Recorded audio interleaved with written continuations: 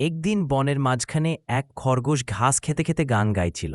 খরগোশটা ছোট হলেও মাথা ছিল খুব চালাক। সেখানে হাজির হলো এক বড় মোটা ভোলা ভালুক। ভালুক রেগে বলল, এই খরগোশ, এতে দিন ধরে পালাচ্ছিস, আজ আর পারবি না, আজ তোকে খাবো। খরগোশ ভয় পেলেও হাসি দিয়ে বলল, আচ্ছা ভালুক ভাই, খাবেন তো খাবেন, কিন্তু আগে আপনি কি আমার একটা কথা শুনবেন? ভালুক বলল, কি কথা?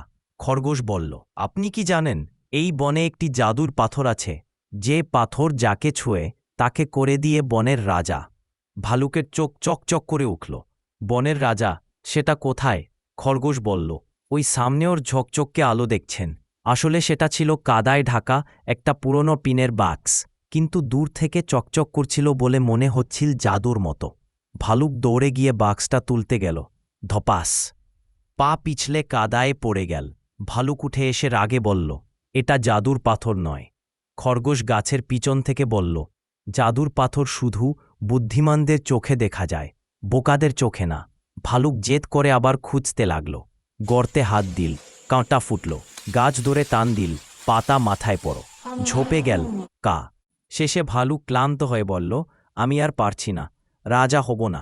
খরগোশ হেসে বলল, ভালুক ভাই, রাজা হতে হলে শক্তি না বুদ্ধি লাগে, কাদায় পড়ে রাজা হওয়া যায় না। ভালুক লজ্জায় চলে গেল, আর খরগোশ খুশিতে লাফাতে লাফাতে বলল, বনে থাকলে মাথা খাটাতে হয়, শিক্ষা জেদ করলে নয়, বুদ্ধি খাটালে পথ পাওয়া যায়।